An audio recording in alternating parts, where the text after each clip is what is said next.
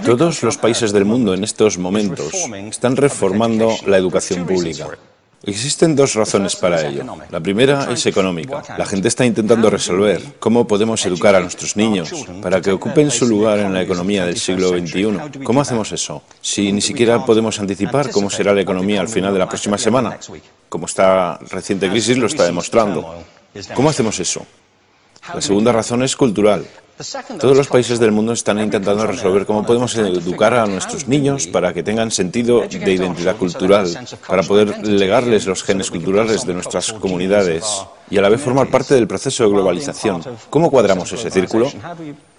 El problema es que están intentando enfrentarse al futuro, a base de hacer lo mismo que en el pasado. Y en el proceso están alineando a millones de niños que no ven ninguna utilidad en asistir a la escuela. Cuando nosotros íbamos al colegio nos retenían allí con la historia de que si trabajábamos mucho y sacábamos buenas notas y luego estudiábamos un título universitario, tendríamos un trabajo. Nuestros hijos no se creen eso.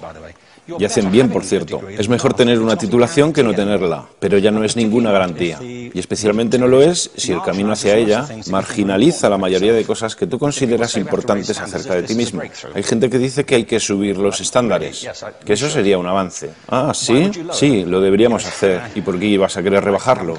No me he encontrado con ningún argumento que me convenza para bajarlos. Pero subirlos, por supuesto que habría que subirlos. El problema es que el sistema educativo actual fue diseñado, concebido y estructurado para una era diferente.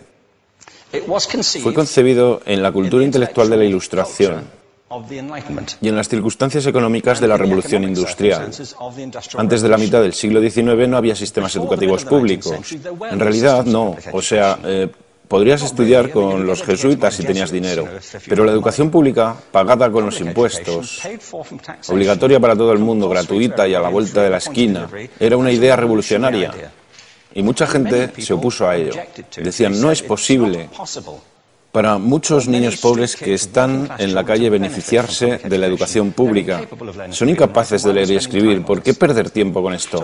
Y también se asienta sobre una serie de suposiciones sobre la estructura social y la capacidad de las personas. Fue dirigido por el imperativo económico de aquel momento, pero a lo largo de todo ello se infiltró el modelo intelectual de la mente, el cual era esencialmente la idea que la Ilustración tenía sobre la inteligencia. La auténtica inteligencia consistía en cierta capacidad para el razonamiento deductivo y un conocimiento amplio de la cultura clásica. Se podría resumir en capacidad académica. Y esta idea está fuertemente enraizada en la reserva genética de la educación pública. El creer que hay dos tipos de personas, académicas y no académicas, y la consecuencia de eso es que mucha gente brillante se creen que no lo son porque han sido evaluados siguiendo este concepto de mente. Así que tenemos dos pilares gemelos, el económico y el intelectual. Y desde mi punto de vista, este modelo ha causado caos en la vida de mucha gente. Ha habido gente que se ha beneficiado maravillosamente de él, pero la mayoría de la gente no.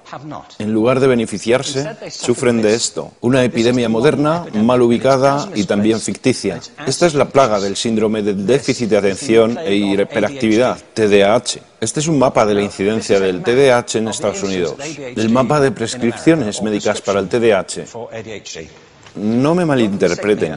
No quiero decir que el síndrome de déficit de atención no exista. Yo no tengo la formación necesaria para ello. Sé que la amplia mayoría de psicólogos y pediatras creen que sí, pero aún es un tema a debatir. Lo que sí me consta es que no se trata de una epidemia.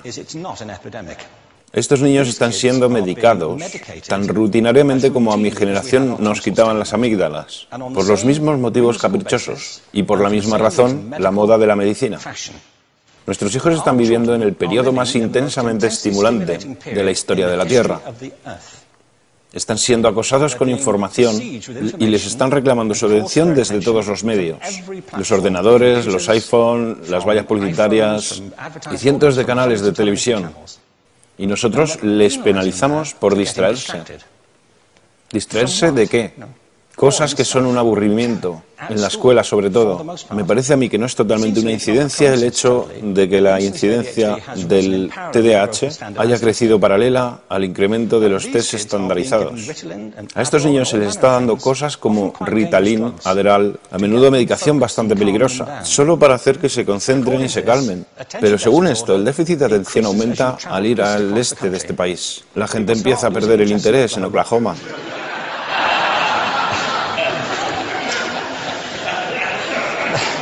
Ya casi no pueden pensar en Arkansas. Y para cuando llegan a Washington, lo han perdido completamente. Y hay distintas razones para ello. Es una epidemia ficticia. Si lo piensas, las artes, y no quiero decir que sea exclusivo de las artes, creo que también es cierto para las ciencias y para las matemáticas, pero permítanme hablar en particular de las artes, porque ellas son las víctimas de esta mentalidad en especial. Las artes tratan especialmente la idea de experiencia estética. Una experiencia estética es una en la que tus sentidos están funcionando a su máxima capacidad. Cuando te hallas presente en el momento actual, cuando vibras con la emoción de lo que estás experimentando, cuando estás plenamente vivo. Y la anestética es cuando cierras tus sentidos y te atontas ante lo que está sucediendo. Y muchos de estos medicamentos hacen eso. Estamos haciendo pasar a nuestros hijos por el sistema educativo a base de anestesiarlos. Y yo creo que deberíamos estar haciendo exactamente lo contrario. No deberíamos adormilarlos, sino despertarlos para que vean lo que sucede en su interior. Pero el modelo que tenemos es este. Yo creo que tenemos un sistema educativo modelado del interés de la industria a su imagen y semejanza. Les daré un par de ejemplos. Las escuelas aún están organizadas como si fueran fábricas. Tienen timbres que suenan, instalaciones separadas, están especializadas por asignaturas. Aún educamos a los niños por lotes. Les hacemos pasar por el sistema según su grupo de edad. ¿Por qué hacemos eso? ¿Por qué suponemos que lo más importante que los niños tienen en común es su edad?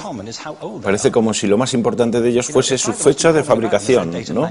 Bueno, yo conozco niños que son mucho mejores que otros niños de su edad en distintas disciplinas, o en diferentes momentos del día, o que son mejores en grupos pequeños, o en grupos grandes, o que simplemente trabajan mejor solos. Si te interesa el modelo de aprendizaje, no puedes empezar con esta mentalidad de cadena de montaje. Se trata esencialmente de una conformidad. Cuando ves el incremento de los exámenes estandarizados y de los currículos estandarizados, todo se basa en la estandarización. Yo creo que tenemos que ir justamente en la dirección opuesta. Esto es lo que quiero decir cuando hablo de cambiar el paradigma. Hay un estudio estupendo que se ha hecho recientemente acerca del pensamiento divergente. El pensamiento divergente no es lo mismo que la creatividad. Yo defino la creatividad como el proceso de tener ideas originales que tengan valor. Pensamiento divergente no es sinónimo de creatividad, pero es un componente esencial de la misma. Es la capacidad de ver montones de respuestas posibles a una cuestión. Montones de maneras diferentes de interpretar una cuestión. Pensar lateralmente, como lo llamó Edward de Bono. No pensar solamente de manera lineal o convergente. Ser capaz de ver múltiples respuestas y no solo una. Así que yo diseñé un test para esto y voy a inventarme un ejemplo. A la gente se le puede preguntar cuántos usos se le ocurren para un clip. A la mayoría se les ocurren unos 10 o 15. A la gente que se le da bien se le pueden ocurrir 200. Y lo hacen porque preguntan, ¿el clip podría estar hecho de goma y medir 60 metros? ¿Tiene que ser un clip tal como lo conocemos? Bueno, pues diseñé el test y lo probé con 1.500 personas. En un libro titulado Más allá del punto de ruptura, y en el protocolo del test, si superabas una puntuación determinada, se te consideraba un genio del pensamiento divergente. Así que quiero preguntarles, ¿qué porcentaje de la gente que hizo el test puntuó como genio en pensamiento divergente? Y debo decir una cosa más acerca de ellos. Eran niños de jardín de infancia. Así que, ¿qué opináis? ¿Qué porcentaje de genios?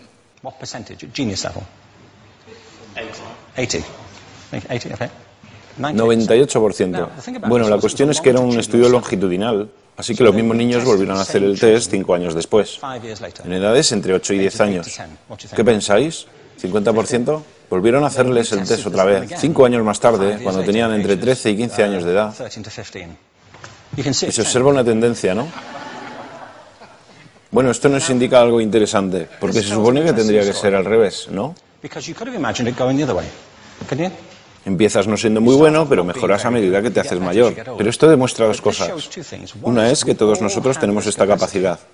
Y la otra es que esta capacidad se deteriora en general. Muchas cosas les han pasado a estos niños durante su crecimiento, pero yo estoy convencido que lo que más les ha influenciado es que a estas alturas ya han obtenido una educación académica. Si han pasado 10 años en la escuela, oyendo que solo hay una respuesta correcta. Esta es la parte de atrás del libro, pero no la mires. Y no copies, porque eso es engañar. Fuera de las escuelas, a eso se le llama colaboración.